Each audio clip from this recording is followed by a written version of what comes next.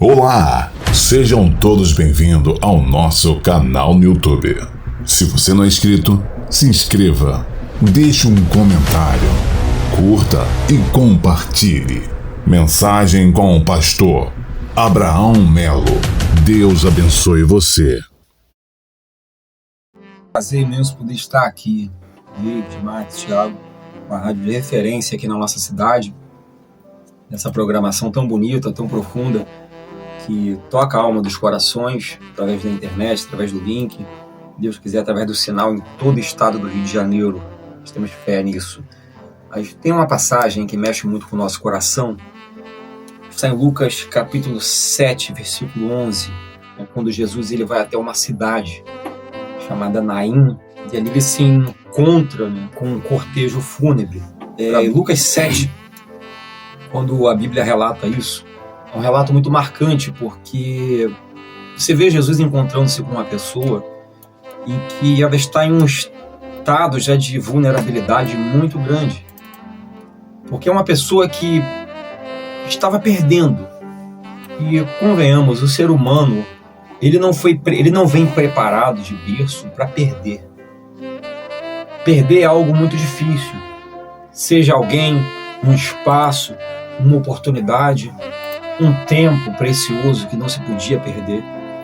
Perder é a pior coisa do mundo. Seja no amor, no futebol, no trabalho, a gente não gosta de perder, até nas brincadeiras a gente não gosta de perder.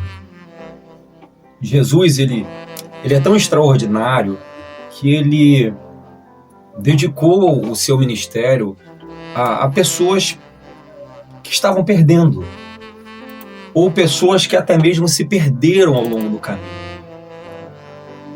Porque existem perdas que doem na estrutura, há outras perdas que são, a dor é completamente emocional, que traz pesos para a consciência. Estou falando do lugar que você queria estar e talvez por algum descuido você simplesmente perdeu a sua oportunidade, o seu espaço, a possibilidade de estar ali. O tempo que você perdeu se dedicando a um relacionamento que não foi saudável para você, o tempo que você perdeu trabalhando ou se dedicando em algum lugar ou alguma condição ou situação que hoje, quando você olha para a sua vida, você se sente refém da culpa, porque você perdeu o seu tempo. Você, aos seus olhos, você sente, meu Deus, eu construí tanto ali, dediquei tanto tempo a essa situação, a esse lugar, a essa estrutura, ou a essa pessoa, esse convívio social, que hoje eu percebo que eu perdi. E aí você bota a cabeça no travesseiro, você não dorme direito, você tem aí o que chamam de SPA, que é a síndrome do pensamento acelerado, porque você fica tentando resgatar isso. E um tempo que não vai mais voltar, mas não significa que Deus não vai te dar uma nova possibilidade de você reconstruir talvez em um ano o que você não conseguiu em 10. Só que às vezes o nosso sentimento fica igual de uma pessoa que já está idosa em uma fase da vida, quando a pessoa já não tem mais passado do que futuro, quando você consegue só olhar mais para trás do que para frente. Você percebe, não tem mais tanto tempo de vida assim, e as pessoas começam a uma certa idade buscar as lembranças do tempo em que elas foram valorizadas, em que elas estiveram na vitrine social, em que elas estiveram ali mais ativas. Jesus ele vai entrar na vida dessa mulher. Essa mulher está perdendo. E a situação dela é tão chata, tão dolorosa, tão complicada, que você vê a Bíblia relatando ela como viúva. A mulher não tem nenhum nome ali sendo registrado. Sabe? Só a sua condição. Qual é a condição dela, viúva? É a pessoa que perde o próprio nome, a própria identidade, para o status social do que ela está vivendo. É o fulano de tal que só vive bêbado, ou fulano de tal que é viciado, que é traficante, ou que vive a vida errada. É a pessoa que tem a marca da dor, a marca da perda. Perder é algo muito recente. Eu fiquei muito abalado com uma conhecida, congrega com um grande amigo, que perdeu num acidente horrível agora no mês de fevereiro, no carnaval, final de semana do carnaval. Essa pessoa estava viajando com a família para Belo Horizonte, para uma cidade mineira, esqueci qual o nome, E no caminho fecharam o carro dela, da família, o carro capotou e no acidente partiu o esposo dela e os 2 filhos. Só ficou ela viva. E eu me lembro que assim que ela voltou, trouxeram de volta para o Rio, eu fiquei em choque com o relato dela. Ela falando como foi tudo. E eu me perguntando, eu não tenho filhos, mas eu fiquei me perguntando, como é que será que está a cabeça dessa pessoa? E ela disse que no meio, já o carro no meio da água ali, no lago, né, afundado, ela conseguiu quebrar o vidro do carro, sair nadando, sendo que ela não sabia nadar. Aí ela disse que uma voz falou para ela assim, se não me falha a memória, tipo, vá para o lado direito do rio. E ela foi batendo o pé, e a voz dizendo, bate as mãos, bate os pés, e ela foi indo e conseguiu sair. Mas ela perdeu a família inteira dela. E eu fiquei em choque.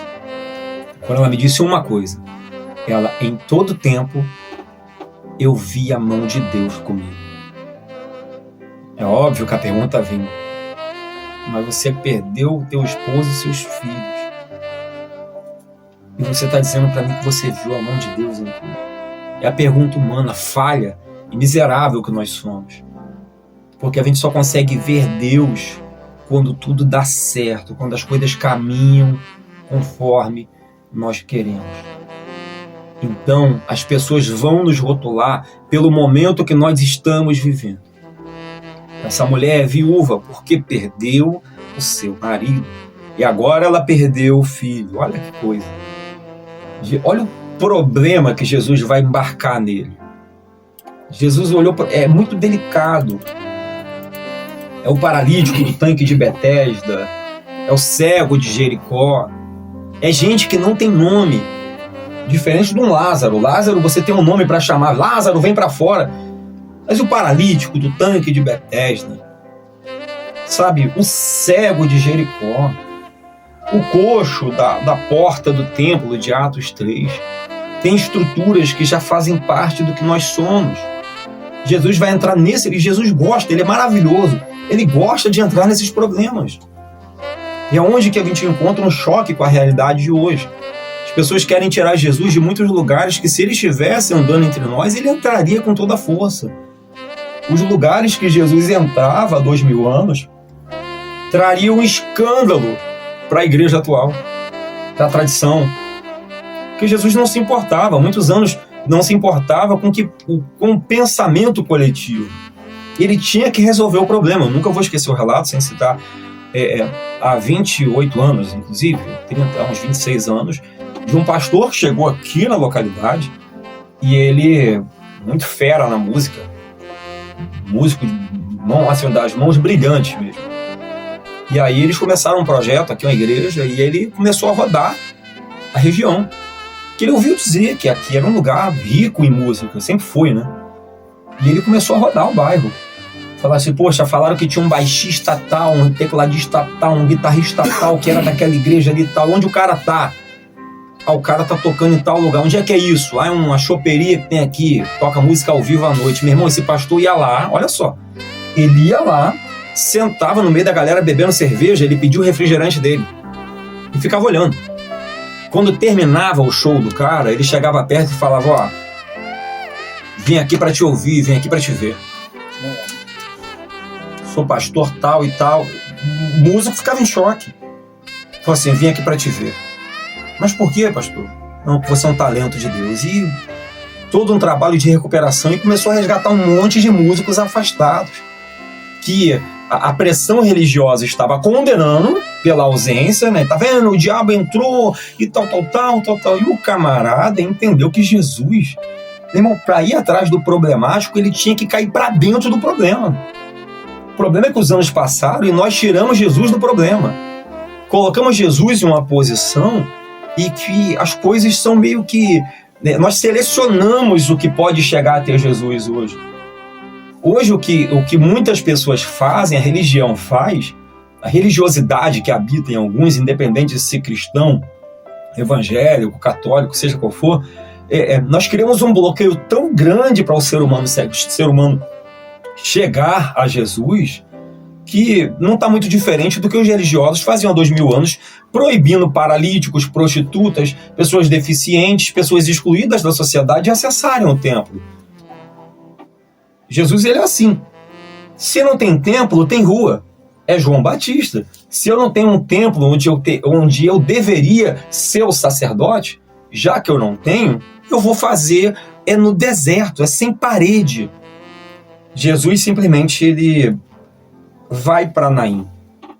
E quando ele chega em Naim, ele percebe que a viúva quer sair de lá. E por que ela quer sair? Ela não aguenta mais lidar com o ambiente de dor. Qual é a pior decisão que você pode tomar no momento da sua dor? É a dor com base na emoção. A emoção do momento, a pressão do que está rolando naquela hora ali. Por que ela queria ir embora? Como é que ela vai ficar num lugar onde o pessoal já conhece ela como viúva? Ela perdeu o nome dela. Sua identidade agora é de alguém que perdeu o marido. Como é que ela vai ficar andando pelas ruas em um lugar onde ela não vai ver mais o filho dela correndo pelas ruas?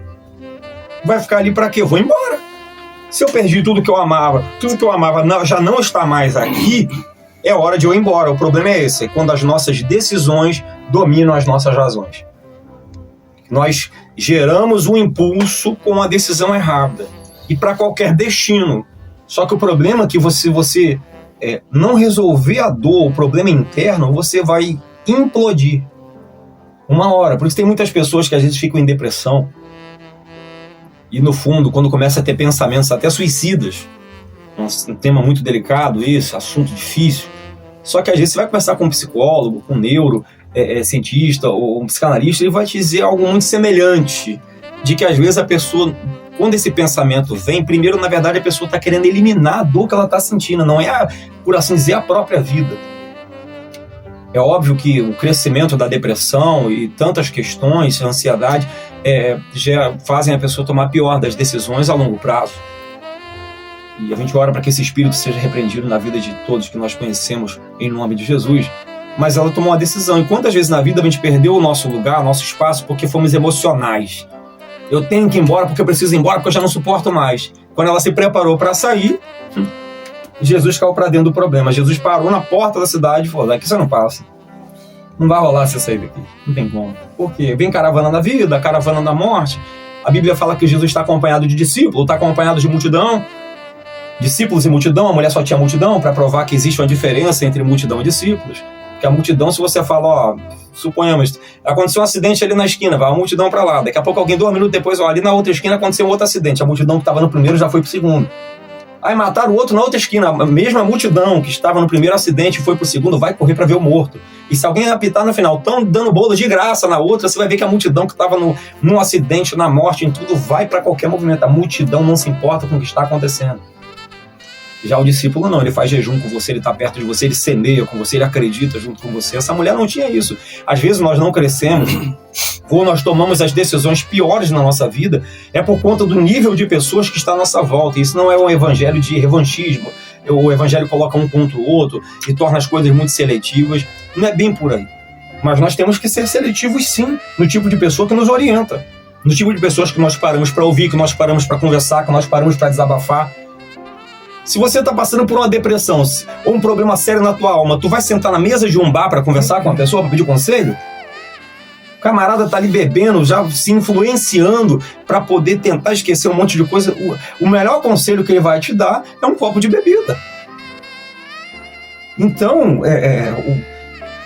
você é o resultado da mentoria que você recebe. E qual é a mentoria que essa mulher está recebendo? Saia de Naim. Vá embora daqui. Aqui não é mais o teu lugar, porque você só perdeu.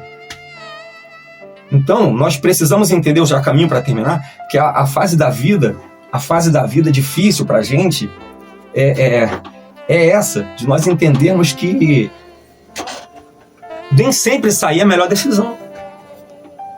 Nem sempre sair é a melhor decisão. Você precisa entender que até para sair você precisa de um sinal de Deus, e nem sempre é um ambiente instável, porque geralmente nós pensamos assim, se tudo está contra mim aqui é porque meu ambiente não é mais esse. Espera aí. Calma aí. Talvez sim, talvez não. E é o teu posicionamento diante de Deus que vai determinar isso. A casa de Davi não queria. Foi chamado para a mesa? Não. Chegou num ambiente de guerra, os irmãos o rejeitaram. Saul duvidou dele. Nada estava a favor dele. Mas foi exatamente no ambiente da rejeição que ele cresceu. Eu termino dizendo uma coisa. Aquela mulher queria sair. Sair porque ela estava perdendo. Jesus parou na porta da cidade. E disse o seguinte: não chora. Tá vendo que ela tá chorando? Você não vai chorar. Para de chorar. Por que parar de chorar? Eu preciso que você controle as suas emoções para que eu intervenha no que você está vivendo. Porque se você não controlar as suas emoções, a pior coisa do mundo é você lidar com uma pessoa emocionada. É você ser humano emocionado? É difícil, complicado. Você está fora da razão. Você não consegue construir um passo a passo com essa pessoa. Jesus olhou para ele e disse: olha, para ela, para de chorar. Pare. Preciso que você pare de chorar.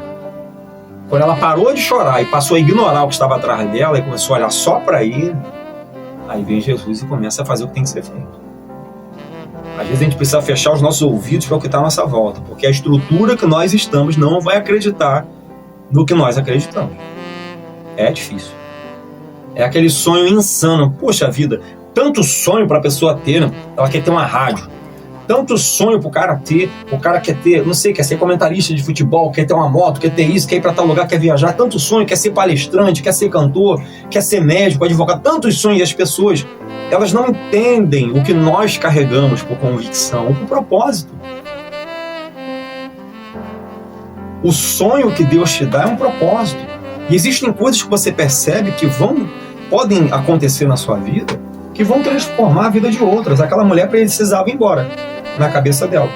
Você que está me ouvindo, quantas vezes você pensou em ir embora de um lugar porque o lugar já não correspondia mais tanto ao que você acreditava? Eu te digo uma coisa. Jesus chegou e deu um basta naquilo. Hoje eu acabo com isso aqui. Hoje acaba. O que ele fez? Primeiro controlou ela. Primeiro Jesus, ele quer controlar quem somos. Ele nos controla primeiro, nos segura. Depois que nós entramos num ambiente de domínio dele, aí a coisa muda. Onde ele vira para a mulher: será que você parou de chorar? Agora não tem mais o que falar com você, eu vou tratar do problema. Eu quero o problema, um garoto morto, o filho. Mas antes de ir no problema, ele foi primeiro na mulher. Às vezes a gente vai para a campanha na igreja, vai para um monte de lugares, pede oração, faz isso, aquilo. Deus, intervém no meu problema, onde na verdade a primeira intervenção tem que acontecer em nós. Começa em você primeiro. Ele vai alcançar a tua casa? Vai, mas primeiro ele vai pegar você. E qual é o teu problema hoje? Você precisa parar de chorar. O que adianta ele ressuscitar o garoto se a mulher está toda descontrolada, ela vai ficar emocionalmente ferida, abalada? Não. Primeiro eu vou tratar você. Eu quero recuperar você e automaticamente recupero o que você quer. Às vezes o que não acontece na nossa vida é pela falta de permissão. Não permitimos que ele nos trate. Eu quero que o Senhor trate minha casa, eu quero que o Senhor me trate isso, me trate aquilo. Mas a gente não quer permitir que ele mexa com a nossa estrutura pesada, de mágoa, de dor, de desespero. Então é o que eu tenho para dizer para você nessa tarde, é isso. Deixa Jesus mexer em você primeiro. Deixa ele tirar o que não é para estar aí. Deixa ele movimentar o que precisa ser movimentado aí. Porque aí sim as coisas vão fluir. Quem estava ali, tinha muita gente já dizendo: vai embora. E o erro é esse, a gente ouvir a multidão. É igual o jogo de futebol que está acabando, já não tem mais resultado nenhum para aparecer. Aí a torcida que está perdendo começa a ir embora do estádio, abandona o time. Aí de repente alguém vai lá e empata o jogo. E quando olha: meu irmão, o que é isso? Eu saí do estádio e não vi. Você tem que esperar por uma intervenção de Deus até o último momento. Você não pode sair sem antes ele te dizer: é hora de sair. Para aquela mulher não era hora de sair. Às vezes você está batendo de frente com Jesus o tempo todo, querendo sair de um lugar que ele ainda quer restaurar primeiro você nele. Nem sempre o impedimento na sua vida é o diabo, nem sempre o impedimento na sua vida é uma coisa do mal. Às vezes é o próprio Jesus parando na tua frente dizendo: eu não vou deixar você se mexer. Às vezes o impedimento que está na tua frente é o próprio Deus dizendo: daqui você não sai, porque você vai sair assim, destruído. Não, deixa eu te recuperar primeiro, depois você faz o que você quiser, mas deixa eu mostrar quem eu sou na sua vida. Deixa Deus mostrar quem Ele é na tua vida. Você está orando, está buscando, muita gente orando. A coisa não está acontecendo. Presta atenção, procure ver se isso não é de repente a própria mão, a mão divina que está mexendo com você. Antes de colocar a culpa em A, B, C ou D. Então eu termino te dizendo isso. Deixa ele entrar no teu caminho. Se ele entrou no teu caminho, deixa ele intervir no que tem que intervir. Porque ele vai te colocar onde tem que te colocar, ele vai abrir a porta que tem que abrir, mas antes de qualquer coisa, primeiro ele quer fazer você se lembrar de quem você é. Viúva, eu vou te lembrar de quem você é. Você é um habitante dessa terra. Você já correu por essas ruas felizes.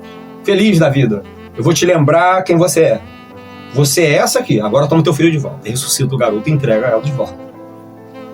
Eu acho que Deus vai deixar você se mudar, fazer o que quer que seja, sem antes resgatar esse ser humano maravilhoso que existe dentro de você, hein? Não, ele vai mexer com os teus sonhos de novo. Ele vai mexer com tudo que você já deixou, porque é muito ruim você carregar sonhos e as pessoas te tratarem como leão morto. É horrível isso. É horrível. Aí você vai só pulando as etapas, sabe? Mas fica aquela mágoa ainda de uma coisa que você deveria ter feito, de uma coisa que, sabe, que se você tivesse feito lá atrás, teria mudado tudo hoje. Fica aquela mágoa ali escondida e você vai lidando com isso. E aí você está sempre querendo sair de Naim. E às vezes Jesus está dizendo, fica aí, aguenta aí que eu vou mexer na estrutura e você vai entender porque vale a pena permanecer. Ficou até agora, permanece um pouco mais, porque o dia que for para sair, meu irmão, o dia que é para ir embora, o dia que é para sair, o dia que é para mudar, é igual uma gestante. A gestante, quando bate 9 meses, o próprio corpo expulsa. Ela entra em um trabalho de parto. Quando não for mais, quando o lugar não nos pertencer mais, o próprio ambiente vai dizer tchau. Vai viver, vai para outro lugar. Mas enquanto não for, não tome decisões, porque talvez tá um dia de acontecer. Tá um programa aí de acontecer, sabe? Tá uma ligação de acontecer, ou só mais um mês. Faça isso, espere, deixa ele intervir, e você vai ver que vale a pena.